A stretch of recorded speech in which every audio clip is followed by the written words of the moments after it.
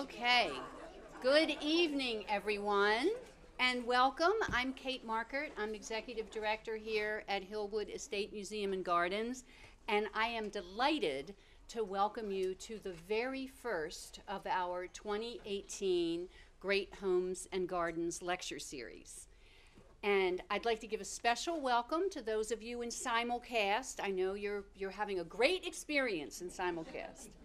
But before we continue, you know what happens when you see this face.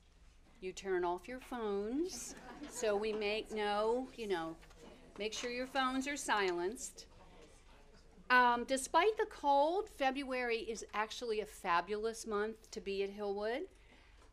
I know because I've spoken to some of you that you've been desperate to come to Hillwood because we've been closed for 3 weeks. But we do it to tackle some deep cleaning. So I don't know if you've had a chance to go over this afternoon. Everything just sparkles when we reopen. It's actually, this kind of attention to detail is a sort of legacy, of course, of Marjorie Merriweather Post, and it really is one of the qualities that distinguishes Hillwood. This whole just sparkling experience. So I recommend, if you haven't been to the mansion yet, please go. So we are also full of very fresh programs and new exhibitions. Next Wednesday, we open the Artistic Table, and of course next Wednesday is Valentine's Day. We open it with a party called Romance Around the Table. The exhibition is going to be absolutely stunning. It includes well-known interior designers who are inspired by Marjorie Merriweather Post to create tablescapes that are really a feast for the eye. And all 7 designers, Timothy Corrigan, Barry Dixon, Charlotte Moss, Alex Papachristides, P.G. Tapp, Hutton Wilkinson, and Josh Hildreth will all be here to celebrate with us on Valentine's Day. So it's pretty spectacular. So there are still a few highly coveted sponsorship tickets left. If you're interested and you haven't yet signed up, sponsorships begin at $250, and you can sign up by visiting the front desk tonight or by calling our development office tomorrow. So now it's my pleasure to introduce tonight's speaker. New York-based interior designer Marshall Watson is best known for creating classic, light-filled, and elegant interiors with a modern sensibility. Since founding his design firm in 1986, Marshall has sought to immerse himself in a range of dynamic projects, no 2 of which are exactly alike. You're going to see a number of them tonight. So internationally recognized, his projects have spanned the globe, from Cabo to Stockholm and across the United States. Winner of Traditional Homes Designer of the Year Award and featured on Lux's 2017 Gold List, Marshall's work has been featured in numerous publications, including Architectural Digest, House Beautiful, Veranda, Lux, Cottages and Gardens, and Traditional Home. Marshall has designed 3 best-selling furniture collections for Edward Farrell and Louis Mittman, and is currently working on his 4th. He recently completed a line of couture outdoor carpets for Doris Leslie Blau. His current projects include a Napa Valley winery, an estate in St. Louis, a cottage in northern Michigan, and numerous places in and around New York City. Marshall divides his time between his Upper West Side office and his home in East Hampton, and he writes a bi-weekly column for the Southampton Press. Please join me in welcoming my very dear friend, Marshall Watson.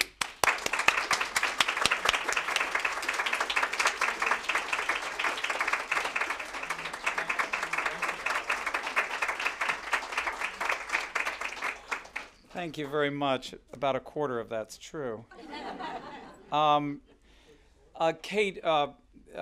Kate and I actually have a long history, so she really was telling you that we really are good friends. Her husband, Bunky, and mine, my husband, Paul, and her all went to high school together.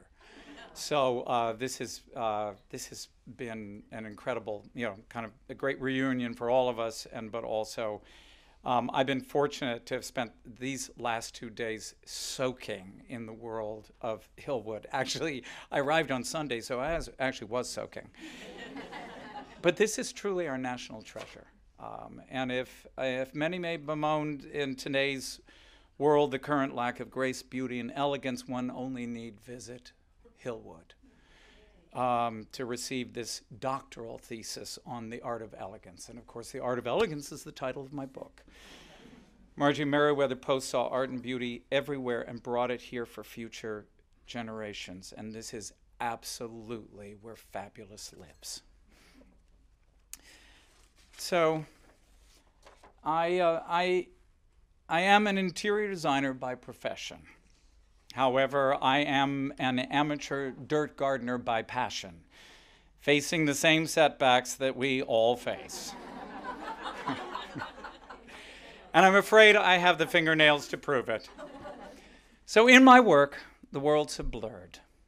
The inside is invited out, and the outside is invited in. I've had fortuitous collaborations with brilliant landscape architects who have taught me so much about the fluid give and take of the interior and the garden. And in some cases, I've been fully responsible for melding the landscape design to the architectural design. And of course, my own garden, my laboratory, where I experiment, and I fail. This is my pot of shame. These are all the plants that I've murdered.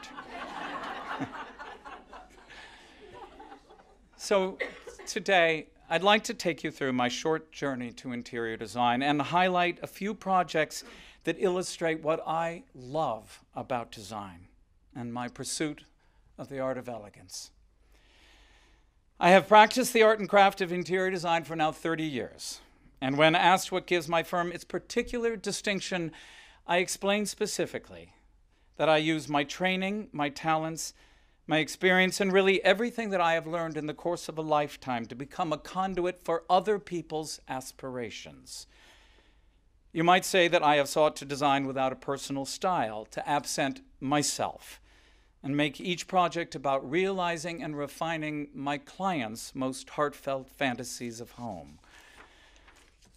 And though you may see that no two of my designs are alike, I really hope that you'll discover a consistency of vision and an approach to practice as distinct and indelible as a set of fingerprints, responding to the timeless rather than the immediate, and always underscored by a sense of elegance. Well, while I have consistently been someone with artistic impulses, they went in a variety of directions before I arrived at interior design, to the great chagrin of my mother, who advised me, John Marshall, focus on one thing, goddammit, and do it well. Well, we're from the Midwest. We're rather plain-spoken, I'm afraid. So getting my design degree at Stanford University, I was deeply influenced by the giants of international style, Mies van der Rohe, Le Corbusier, and Eero Saarinen. I delved into art, engineering, literature, and drama, and this proved a natural segue actually into theatrical design. I had the ability, I found, to actually analyze text and interpret it into a stage set. The challenge, and of course the fun, was that you went in an entirely different direction with each new production, Shakespeare's As You Like It, then on to an Offenbach opera, and for each I would plunge into research. And research has become one of my most creative tools and allowed me great flexibility in my career. These are actually two homes that I've not only worked on the interiors, but also the architecture as well. Because working with the director to crystallize the theme of a given script proved excellent training for my present profession. To put it quite simply, the Browns are not the Smiths, Sweden is not New York, and Palm Beach is certainly not Mexico. Well, that being said, this excellent training was tested to the max in Mexico. Having the opportunity to design a home overlooking the Sea of Cortez in Mexico was a great gift. to research the history of Mexican architecture, to delve into the building culture and grapple with the special challenges that it presented, to absorb the flora and the fauna and all the growing conditions, and to commission artisans from Guadalajara, Mexico City, San Miguel de Allende. Taught me many things, lessons that I will never forget, along with the people. So my clients had purchased a lot in a new community that sat between the sea and the desert. They picked a location on a high promontory, and the 270-degree panorama embraced the water, the distant mountains, and the ocean. And in both the house and the gardens, I endeavored, of course, to maximize this. My clients had tasked me with handling not only the interiors, but for the first time in my career, also the architecture.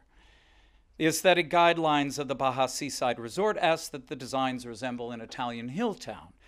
And my frequent collaborator, architect Stephen Morgan, and I came up with a house that combined two cultures. On the one hand, a palazzo inspired by the great Italian Villa Imo that would have seemed entirely at home atop an Italian hill, and on the other, a typical Mexican hacienda constructed around a central court. And in designing the landscape plan and the architectural layout, the constant exchange of the exterior and the interior experience, as well as a sensuous quality of romance, were our aims. A delicate iron gate and lantern draw you into the forecourt that I surrounded by adobe walls inlaid with cantera, a very soft stone that is particular to Mexico. And your senses are immediately romanced by the sense of plumeria, gardenia, and jasmine. And the sound of water, such a welcome luxury in the desert, spills over from the blue and white vase. Turning to one side, you're surprised by the craggy San Cristobal Mountains, and to the other, romanced by the intimate veranda off of the guest rooms. So my client he's really an avid boatsman, and he just absolutely loves maps. So I commissioned an exterior wall mural with the map of the southern Baja to tell the guests upon their arrival exactly where they are. And entering from the forecourt through a 17th century pair of Spanish doors, which I actually found in Salt Lake City, one passes into the bell tower with an actual ringable bell. The children loved it. The parents really didn't. But you'll note the pebble work on the floor because you'll see it later in Paul's and my own home. And an expansive, brightly paved courtyard opens to golden yellows, and the sea is never as beautiful as when it is framed. And here, this was a lesson that I was taught actually by the great landscape architect Russell Page. And here they are framed by graceful arches. And as you can see, the colors are extracted from the azure sea and the ever-present sunlight. Softly modeled ochre plaster, painted wainscoting, firmly plant you in Mexico and lend authenticity and warmth to the structure. And speaking of warmth, it was actually warm 350 days of the year, so I insisted that all the rooms open onto the courtyard where bougainvillea and jasmine climb the columns. And the open-air colonnaded loggia forms the living room with woven nubby furnishings, and balanced on one side of the house is a soaring master bedroom in soft morning blue with hammered tin doors that actually open and expose the bathroom beyond, so that you can look in the mirror, look through the doors, look through the custom bed that I designed, and you can see out to the ocean beyond. And on the other side of the loggia is the dining room, whose doors disappear to expose the small tapis vert, which is bordered by a hedge of bougainvillea and the sea beyond. And on this distinctively small piece of property, I limited the plant palette for continuity because I loved agave, bougainvillea, asparagus fern, which happens to be my favorite shape, one of my favorite shapes on earth, but also because of its vibrant greens. And it also brought peace to the eye. And in the kitchen, your gaze is drawn up the Mexican handmade tile walls, and the backs of the upper cabinets are painted azure blue, always bringing the ocean in and the outside in. And they surmount the chamfered lower cabinets, which were inspired by these wonderful old Mexican gates that I'd seen. Well, Mexico is really an extraordinarily sophisticated country, and it has quite a pan-cultural tradition. In fact, the Mexicans should be building a wall to keep us out.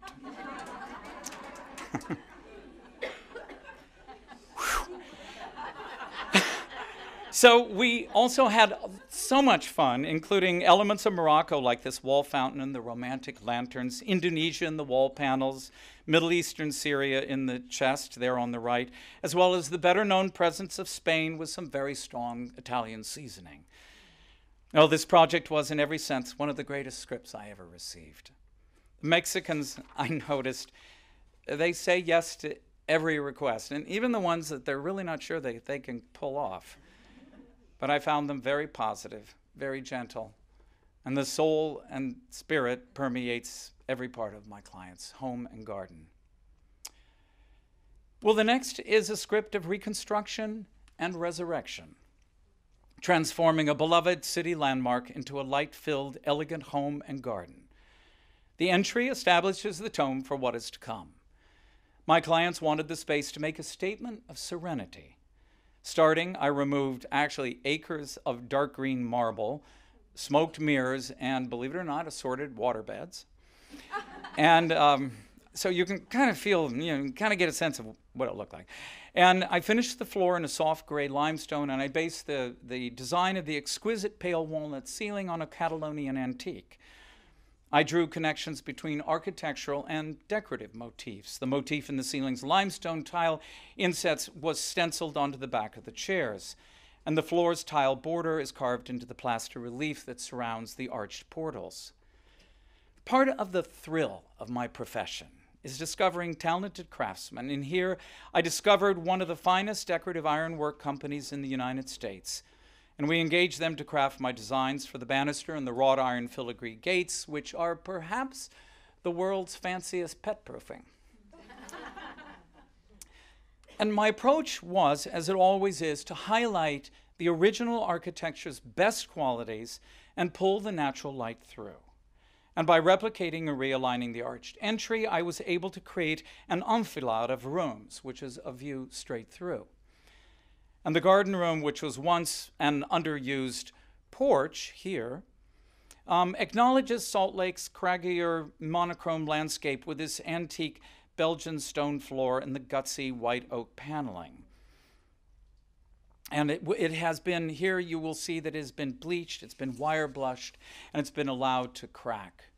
And the vintage rattan chairs and my Napoleon pastry ottoman there on the lower left provide a dynamic contrast to the robust Flemish mirror and the Indian rosewood fire chest, one of the fascinating pieces of antique furniture.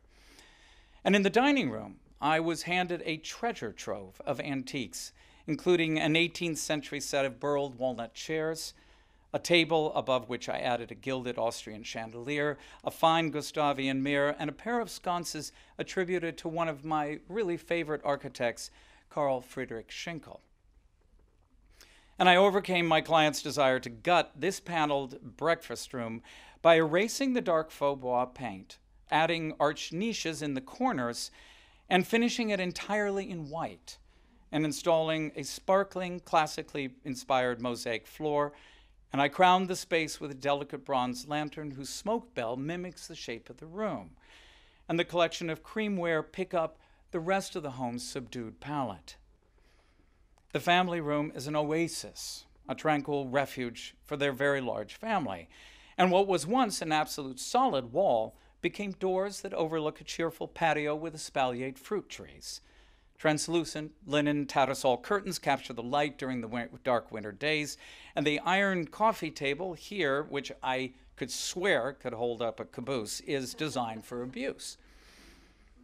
And keeping it together, the family room incorporates the kitchen, in which the cracked tile, the ribbed glass, the classic cabinetry, and the icebox-style hardware speaks to the home's 1930s origins. And like a treasure hunt is this leaded glass window that we uncovered beneath one of the walls of smoked mirrors. And we then created a butler's pantry.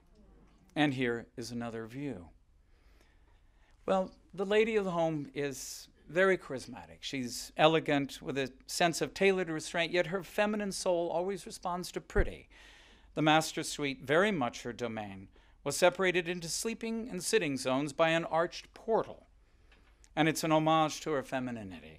Soft blue fabrics, shimmering silk carpets, all warmed by touches of patinated gold, An inviting sofa surmounted by ornithological prints, a lyrical settee sits in front of an embroidered Roman shade where the light, when it filters through, highlights the intricate needlework. The master bath's North African character was strengthened by curved and carved vaults, a window frame, and an Islamic motif stenciled around the tub.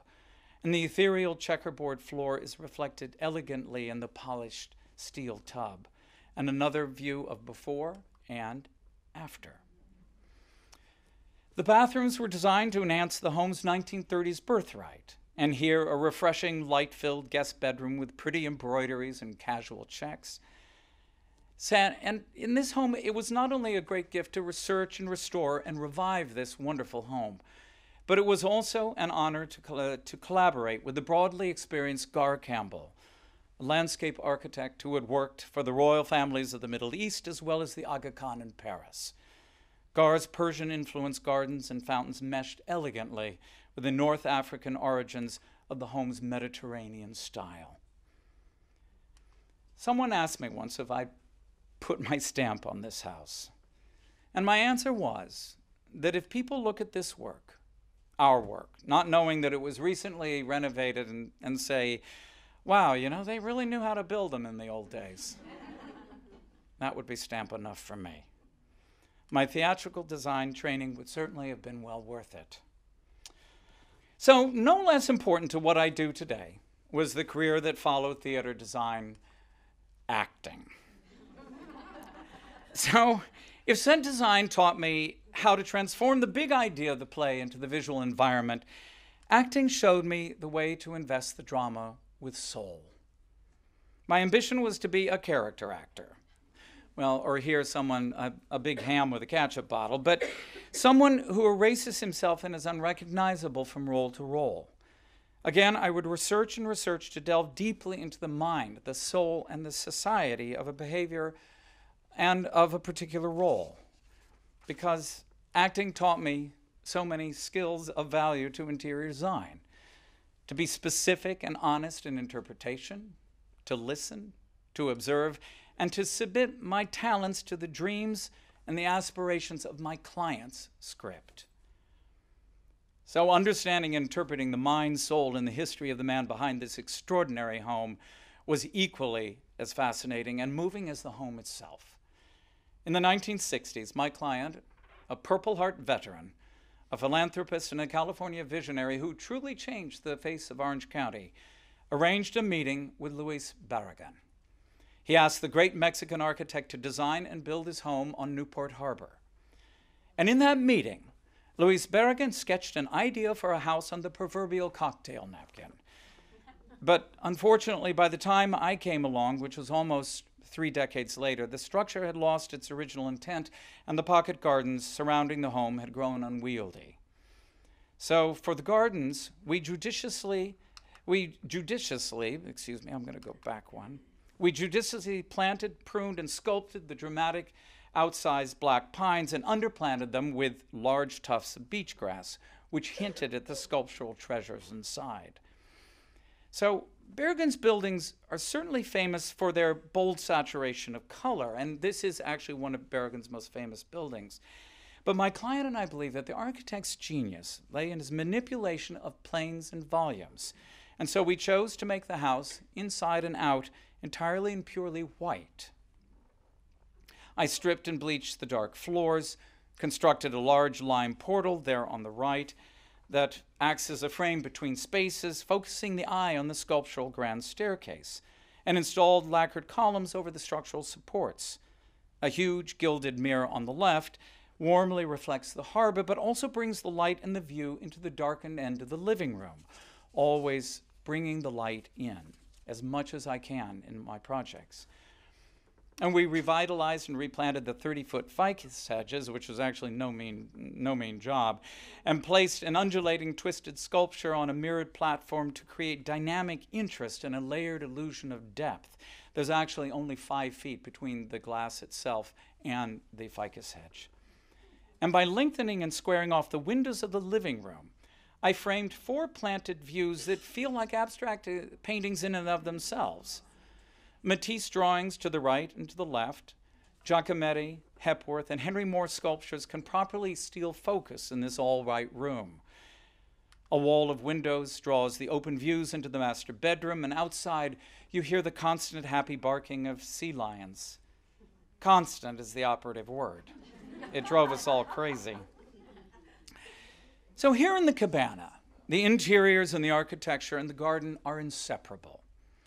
This pool house was redesigned to bring its language in conformity with that of the main house. Now you'll notice here the large wing wall and the effective brise-soleil grid, which retains privacy and shelters from the punishing sun. A spa-like elegance permeates the interior. Fluid side tables, an undulating sectional, and shapely chairs echo the waves of the water outside. And the handsome photomural not only draws the outside in, but it also cleverly folds and slides to reveal a TV. My next book will be entitled, Where Do I Put the TV and How the Hell Do I Hide It? It's really true. So we kept the plant palette limited to sculpted cedars and planted beach grass and mondo and fescue grasses. And the cedar walks frame a geometric reflection of the building and the pool, and here a charming contemporary area for breakfast. Well, I had been the last in a series of designers and architects to actually be considered for this commission.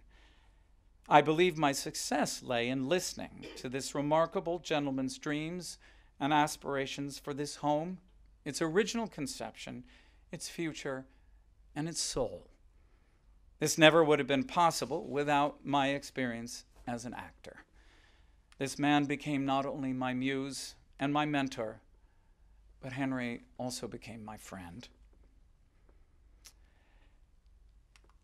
So my next clients had found themselves in possession of this tiny Cape Cod shingled cottage that was rotting on its pilings, near to collapse, and yet it was subject to very strict preservation rules. And as they had admired our East Hampton home and my penchant for restoring and not destroying, they turned to me. They were of Scandinavian and Polish descent, so their preferences for Gustavian furnishings and a Northern European bent directed the aesthetics and the details. After reorganizing the entire plan and opening up the rooms, adding bathrooms, a new kitchen, wainscoting, and beams, we turned to the gardens and the veranda.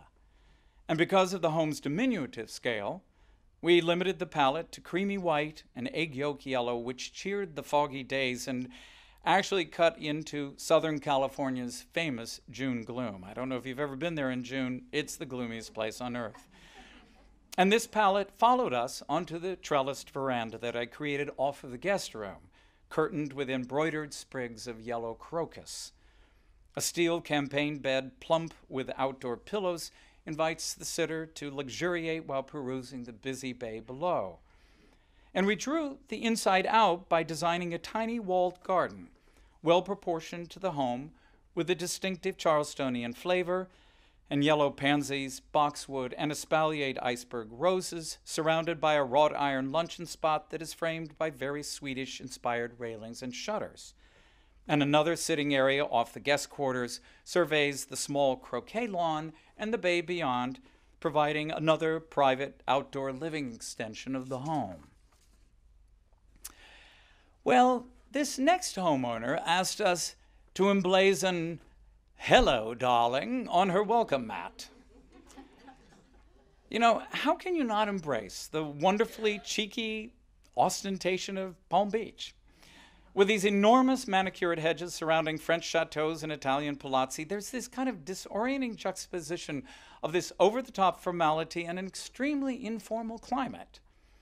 This duality carries over into the decorative milieu, which can swing from an elevated northern elegance dipped in white to colors that were, frankly, not made by God. But it is a land unto itself. It's always a celebration, and I just love it. The entryway immediately sets the cheeky tone. For the living room, I dug through Palm Beach history. Meisner's marble latticework windows are reflected in the coffee table there on the right. Hand-painted Chinese wallpapers recall the formal style of the past. And the classic Greek key pattern in the bone side tables set an elegant tone. Here, the carpet's light-hearted take on motifs that are drawn from Chinese porcelain play off the pale, refreshing blues of the walls and the fabric. And fun elements like these horseshoe crab sconces, dragon urns, Moroccan inlay, effortlessly light curtains, and the ubiquitous frog fasteners found on the Chanel jackets sum up Palm Beach panache. And it all speaks of an airy freshness with an extra dose of comfort and elegance. And walking out past the Moroccan game table and the diamondback sofa, you're treated to the relaxing loggia in cool blues. And I feel this is quite a seamless and inviting transition from the indoors to the outdoors. And this townhouse's exterior space was really extremely limited, but we made the most with a small dipping pool to the right. Comfortable chaise longues flanked by pink topiary bougainvillea and all potted up in mirrored Versailles boxes. I mean, it's just so Palm Beach. And made comfortably elegant with graceful slim Aran style curtains and a modern bullseye mirror, of course, dipped in white. And re-entering, you sweep by the curtains into the dining room. And the long modern slab table sits below a spectacular Indian birdcage that I repurposed as a chandelier, while giant Chinese urns on deco pedestals stand resolute in the windows. And the table is lushly set with silver, blue, and white accents, and my favorite birds ready to take off across the bleached walnut surface. Thank you, Paul. So my aim here was to softly pull the outside into the master balcony doors. Embroidered curtains and a dynamic four-poster of my own design help raise the squat ceilings. A tranquil color palette of aqua, green, and white introduce an air of oceanic serenity. And of course, we're ready for cocktails in adjacent seating areas. And how could you live in Palm Beach without an animal print somewhere in your home? I mean, here this stylish office hosts an ikat animal skin interpretation on the walls and the chairs, and the acrylic desk has a wrapping of none other than ostrich leather. Well, this next chapter is about the person that I actually dedicated the book to, and I entitled it The Swedish Journey. When I was a small child, and here I am as a small child, my parents engaged a Swedish nanny named Lily, whose duty it was to see to my care. There were two incredibly rambunctious older boys in the house. There's Ridge on the left and Tom on the right. And Lily's arrival enabled my overtaxed mother to actually set me to one side, as it were, and put her focus on my brothers. Consequently, Lily and I became very close. She loved me unconditionally as if I were her own son, and I returned her affection unreservedly. And yet she was very Swedish. On the one hand, she was proper and severe, and on the other hand, she was emotional in ways that seemed very strange to me. I didn't entirely understand her. Yet we remained close until the end of her life, when at our last meeting, I shook her hand, knowing that she would be uncomfortable if I threw my arms around her. So for many years afterwards, I nursed a desire to work in Sweden, to immerse myself in the culture so as to better understand this woman who, despite her opacity, had been like a mother to me.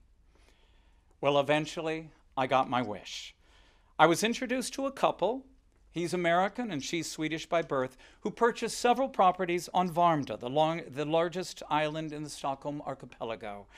A landscape of large granite outcroppings and pale green forests that erupt with wildflowers in the summer.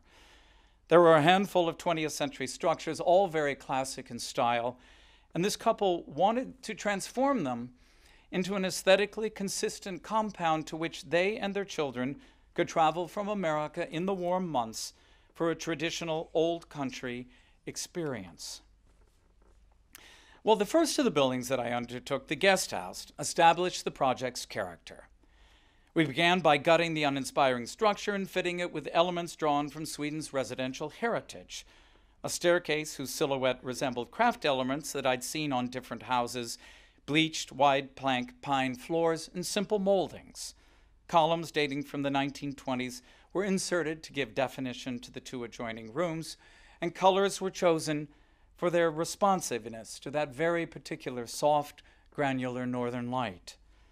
I replaced all the doors with Sweden's ubiquitous knotty pine variety. Actually, these doors you can get at their local Home Depot, who would figure? But I waxed them rather than painting them to showcase their simplicity and character. And here is showcased also Sweden's favorite color combination, yellow and blue, the sun and the sea. This simple palette served as a background for the silhouettes of the furniture and the objects, which even at their most refined, like the daybed in the entry hall, were playful rather than formal, and they were even folk-like. And in the rugs, the curtains, and the upholstery, I used more patterning than the average Swede would accept, but I kept them quiet. Decorative objects like copperware and plates were spare and functional, always. There is no Swedish word for tchotchke. And though somewhat more grand and colorful, the main house drew on the same essentially modest folk-based sensibility. Two pre-existing rather serious columns flanked the portal between the foyer and the entry, and the country-crafted stair is a rail and is a cousin to the one in the guest cottage, and the fabrics are executed in traditional Swedish needlework technique. And perhaps the most representative space is the combined kitchen and dining room, which remains at once dramatic and bulldog-friendly. And the centerpiece is a 14-foot long dining table, which is my design, which draws from simple farm furniture. And it's a very interesting story because I shopped all over Sweden and would find these very long tables. Now, this table, as you can see, is about 42 inches wide and it is 14 feet long. And the tables that I would find were 18 inches wide and 14 feet long. And I said, this is like a console. He said, oh, no, this is a dining table. And I said, really? And they said, yeah, it's a dining table. I said, well, why? Because you can only get one plate there. And they said, well, of course, in the 18th and 19th century, the men sat on one side of the table and the women stood up and served them on the other and never sat down. How times have changed. I designed a carpet that took its cues from the Scandinavian hand-knitted sweaters, as you can see there down below. And this room encourages the traditional and the cherished and the social rituals of Swedish life in general and this family in particular. At every meal by candlelight, every seat at the table is taken. The family dog Humphrey is at their feet and company is savored to the fullest. The master bedroom was carved out of a space in the steep gables of the roof. I decided to break down the upholstered paneling into dramatic shapes. The soft green hue of the walls suggests the dappled birches outside the windows, and believe it or not, this photo was taken at 10:30 at night. The horse barn, painted Falu red, typical of Sweden, nestles under birches beside a pond. The barn's celebration room represents a form of actually Scandinavian repatriation, because remarkably it is difficult to find reclaimed wood in Sweden, as the people tend not to demolish their vernacular buildings, a lesson that we could learn here in the United States.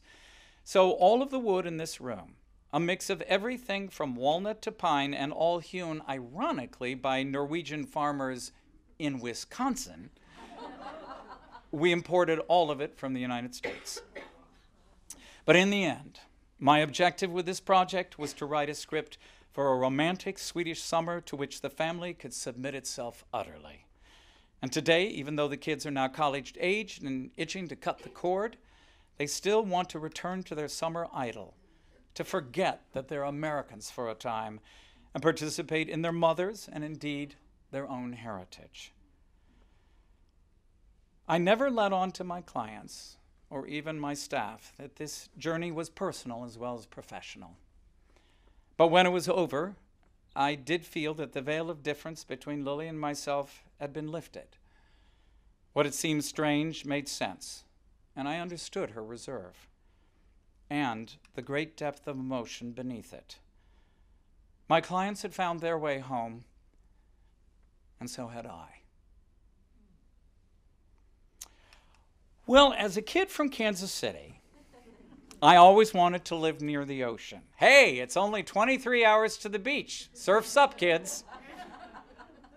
But it was my Uncle Jack, a landscape painter whose Prairie Village studio was filled with romantic watercolors of New England, Nantucket, Martha's Vineyard, and East Hampton that truly captured my imagination. And when you're a kid from Kansas, you know you have to be careful what you wish for when you click those heels because you might just get it. Landing in East Hampton was indeed somewhere over the rainbow. Well, Paul was a young producer, and I just started my interior design business when we plunked down everything that we had on this 650 square foot cottage in East Hampton. It was so tiny that it drove me into the garden to develop other rooms to share space with and entertain. We were New Yorkers. We knew nothing about gardening. I have overplanted so much that my dad said, "Son, you're gonna need a machete." However, the symptoms of this horticultural fervor were apparently tattooed onto my DNA. I was the son of a father obsessed by his weedless grass lawn, his 200 rose bushes, his horseshoe-shaped privet hedge, and my mother was president of her garden club, the Westport Garden Club. She was a GCA member, and labored in our often out-of-control vegetable patch with the Labrador. Can you see the Labrador in there? No, it's impossible to photograph a black lab. But despite the repugnant chores in the garden, their 3 boys would all become horticulturally inclined. There's my brother Tom on the left, my brother Ridge in the center, and me on the right after a good deal of wine. Their oldest son, Ridge, became a successful winemaker, cultivating 80 acres of vines in Carmel Valley. This is actually his property. And their middle son, Tom, who is, of course, a professional golfer, has a thriving second career designing golf courses, planting broad fairways and digging treacherous sand traps. This is Cacique. And their youngest son, John Marshall, well, I have a lot of dirt under my fingernails to prove it. So 10 years later, it came to pass that we accidentally sold our house, which is another story. But I was so bereft that Paul went out and found a long, narrow property on a promontory overlooking Gardener's Island. Virgin land, this is it, filled with poison ivy and invasives. So once again, we plunked down everything that we had on this land. This is it. But I'd been renovating and building and designing homes for clients for over a decade, so I felt fairly confident that I could build our home. I envisioned a sea captain's house overlooking the salty brine, New England vernacular with federal details and a plantation twist. I have a lot of Southern blood in me too. But I've always had a crush on the Greek Foursquares, the Greek Revival Foursquare style. So I produced a symmetrical design owing to my love of balance, but also, frankly, as a first-timer, it was easier to pull off. And as important to the house itself was the design of the landscape, which I zoned into rooms that allowed for progressions with elements of surprise. 2 lanterns on brick pillars buried in crabapple trees flank Charlestonian gates. And frankly, I never wanted gates, and for that matter, I never wanted a walled-in garden, but I think you'll recognize this guy. So the first beat, once you enter, is the pebbled forecourt, bordered on one side by the carriage house, here draped in wisteria, that I envisioned as a standalone pavilion, and it conceals the initial reveal of the house. The forecourt is also bordered by a stilt hedge of blue girl holly, lush shade plantings, and the vegetable garden.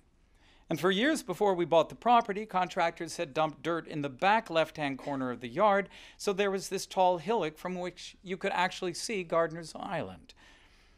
And I always thought that this would be a splendid spot for a gazebo. So it now sits on our mound, overlooking the vegetable garden, the landscape, and the sea. The gates to the vegetable garden lead you up to the gazebo by way of the convex and then concave stone steps, a copy of steps that I saw at Frank Cabot's Quatre Vents in Canada. He was the founder of the Garden Conservancy, as you know. And Hurricane Sandy took down many of our ancient sand cherries and indigenous oaks, and with great sentimentality, I had them sliced up and laid out as the vegetable garden's walk-around, a technique that I'd used while working in the Adirondacks. And here it is grown in with lemon, thyme, Scottish moss, and wild daisies that I'm actually so lucky they volunteer all over my property. And coming around the carriage house in the forecourt, you open the gate and you find yourself surprisingly and quite directly on access with a long reflecting pool. And beyond the initial reveal of the house, the pool reflects the structure and the garden and imparts a soothing sense of elegance to the second beat. I left walls on the carriage house for espaliered pear trees, which are my favorite fruit. And I created spots for a special climbing rose. It's called Golden Sunset, and if I can't kill it, you can't kill it.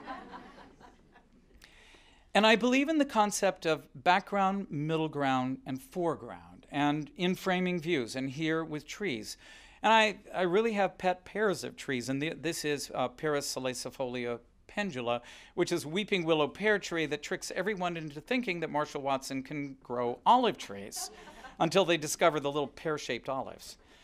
And perhaps the silliest pair are the Kura Nishiki willows, or the dappled willowed standards, that Wayside Catalog claimed would only be 3 feet in diameter.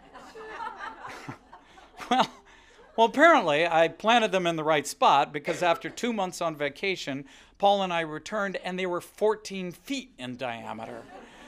So now in early June, after substantial pruning and shaping, they take on the appearance of gigantic pink powder puffs. And as a diehard romantic, I love climbers rambling through climbers. I have Empress Josephine Clematis threading through Montana Rubens. A stone path in the early spring lined with purple crocus is now flanked by a line of Kwanzan cherry trees and shelters my alley of blue, white, and pink mophead hydrangeas that set off this wonderful rolling rhythm towards the bay. Now, there are 2 gardens at our East Hampton home. The walled garden that you can see right there to the left that also welcome you, but once you pass through this gate, there's the other garden that I share with the deer and the punishing nor'easters that salt the garden, uproot the trees, and unfortunately wither the evergreens. I laid out a pebbled path leading to a table overlooking the bay.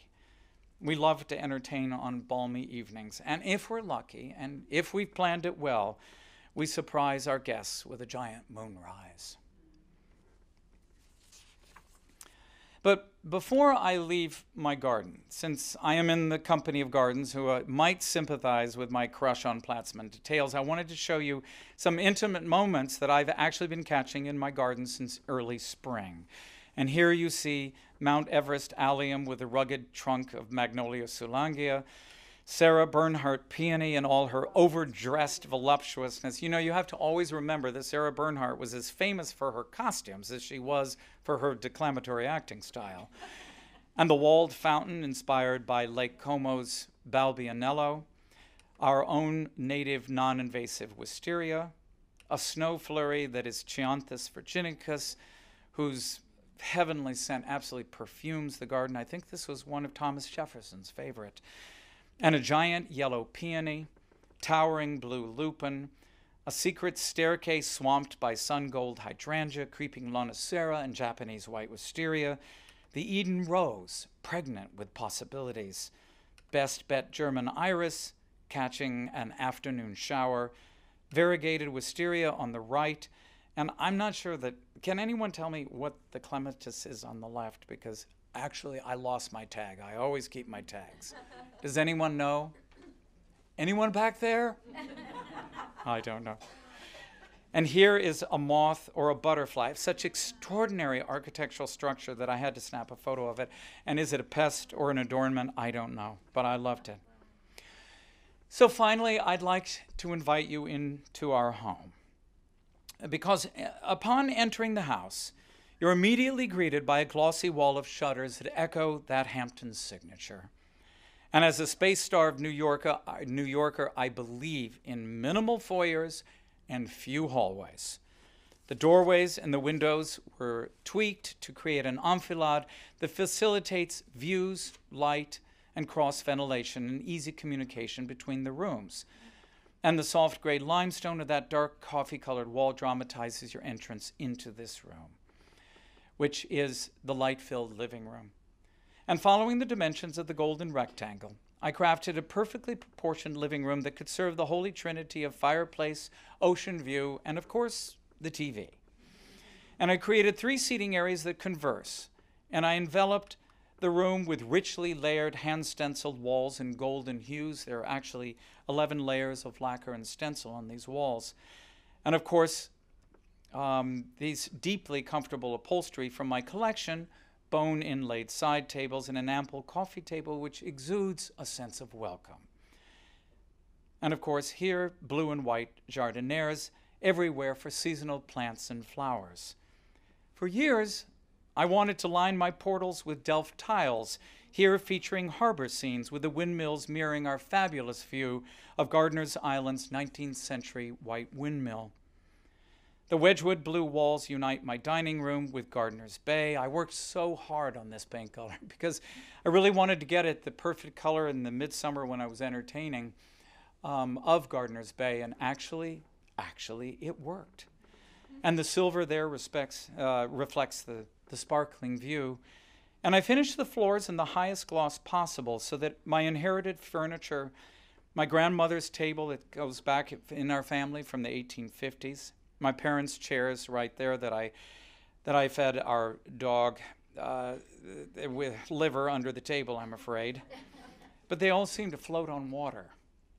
And the floral chintz ties in with the garden, the ocean, and the brownwood furniture, which actually means so much to me. And even though this is, of course, a beach house, and it's meant to be comfortable and relaxed, I don't find this incompatible with a certain formal elegance and with a high level of detail and finish. The candlelit chandelier, the stenciled floor, the paneled ceiling, and the soft curtains celebrate a sense of occasion when we have our good friends over for dinner. Our home and garden has served as a laboratory of sorts, teaching me to respect what my clients go through and why architects and landscape designers certainly deserve every penny they earn. I discovered that in all ways, I embrace principles that transform a series of rooms and gardens into the true definition of elegance. Warmth, light, peace, balance, proportion, livability, and harmony. I aspire to create homes and gardens that are uplifting as well as comfortable, and I'm certain you can see that these 3 dogs are comfortable. I have to tell you, the photographers just love these dogs because that is where they sit every time. And I aspire to create homes that are graceful as well as high-functioning and coherent as well as appropriate. This is my pursuit of the art of elegance. Elegance is also about a shared hope, a hope that we can indeed live a more civilized life, that there is enough time in the day for a more gracious, polite exchange, that cordiality and generosity and kindness are qualities that we value. And our place taught me something else as well, which I will readily convey to anyone who will listen, and it's simply this, that your nest isn't a commodity or a real estate venture, it is home. And if that's what drives all your decisions, really, you can't go wrong. Thank you very much.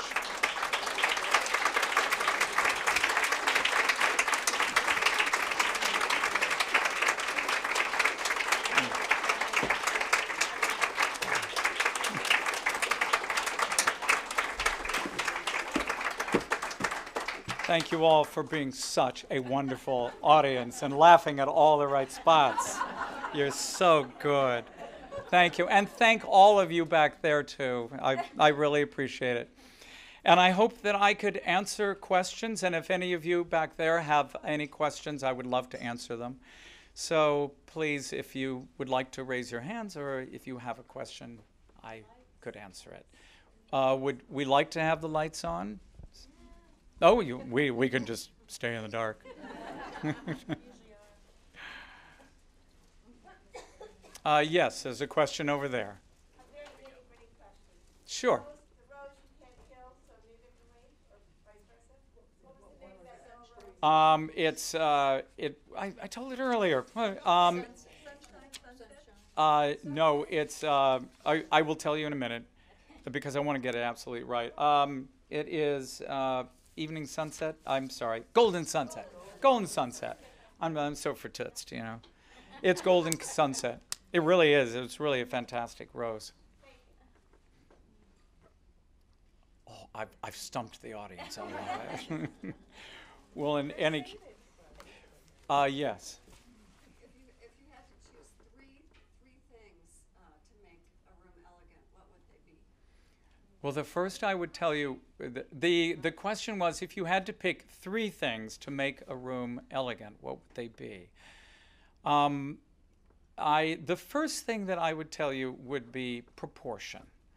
That was one of the things that, as a young assistant, I always learned.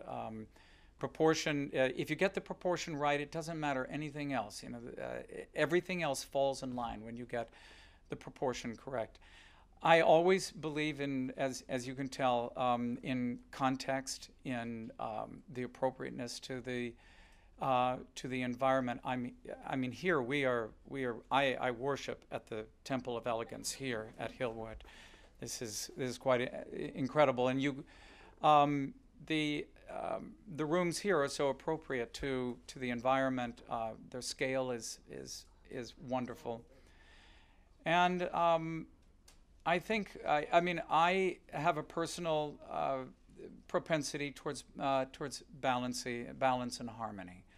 I think that would be the other third element of a home that makes it elegant. So, well, in any case, yes, back there. Yeah, are there any rules for combining styles?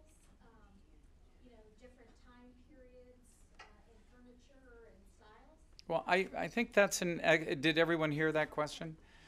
Are there any rules to combining different periods? I think that I think it's especially appropriate now because I believe so much in I believe in antiques, and I believe in things that have stood the test of time. And I think that as designers, our job is to reimagine and place these pieces in environments that shine with contemporary paintings and contemporary. I mean, actually, it actually is showcased here in this beautiful home as well. There are the rules that once again, proportion is very important. And I think that relationship of color within color and texture is very important. Those would be the things that I would answer about relating the different styles. And you can always see when different, like a Murano glass chandelier speaks to 1950s silver. I mean, you can see these different periods, and young people think that these things, that ideas spring from nothing, but they really don't. They spring from history. We are repeating things, reimagining things, constantly inspired by the past. Really, it has been said by a great architect that nothing is new. It's really just re-envisioning it. So I think that is a constant thing. So don't throw away your antiques. In any case, yes. You mentioned that you found a really good ironworks company. Yes, in Salt Lake City. Yes, it was an incredible. They do most of the great ironwork for museums and up and down Park Avenue and Fifth Avenue. And they are called, I think that the name is International Ironworks out of Salt Lake City. They're a fantastic resource. I was visiting in Cleveland, Roseworks. Do you know that company? Oh, yeah. There are many, we have many great national treasures all throughout the United States. I mean, I found some of the best tile workers in St. Louis, Missouri. They were incredible. Some of the best plasterers in California. Some of the most, gifted painters in New York City. All over. Part of the joy of my work has been going all around the country and all around the world and finding these unique craftsmen, and also adapting my work and my design to their skill set, which was, you know, I said, oh, you can do this. You're great with wood. Oh my God, show me the Swedish birch, which is so blonde. You've never seen wood so blonde. They're blonde too, but the wood is blonde there. In any case, we're very lucky. Yes. Where did you hide the television in your living room? Didn't you see it? Good. It's actually in a magnificent French armoire. But it really is my job. I mean, I cannot tell you how many different clever solutions I've had to have in my life to hide TVs. And I will in the future, too. Yes?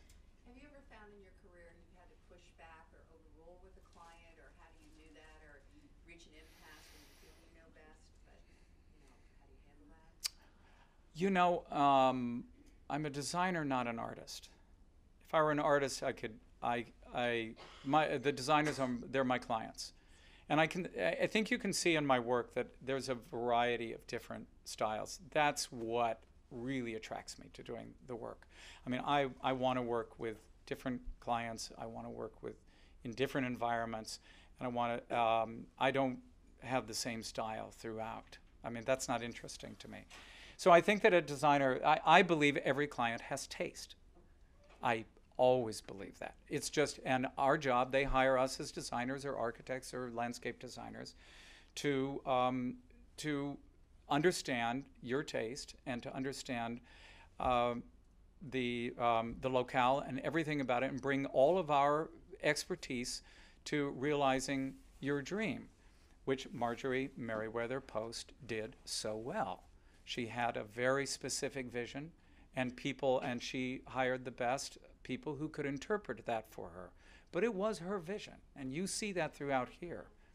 It's really amazing. In any case, I know that you're eager to go. By the way, I will be signing a book. I'm not pushing it, and there are many books. But they also, the proceeds go to support the Hillwood Museum.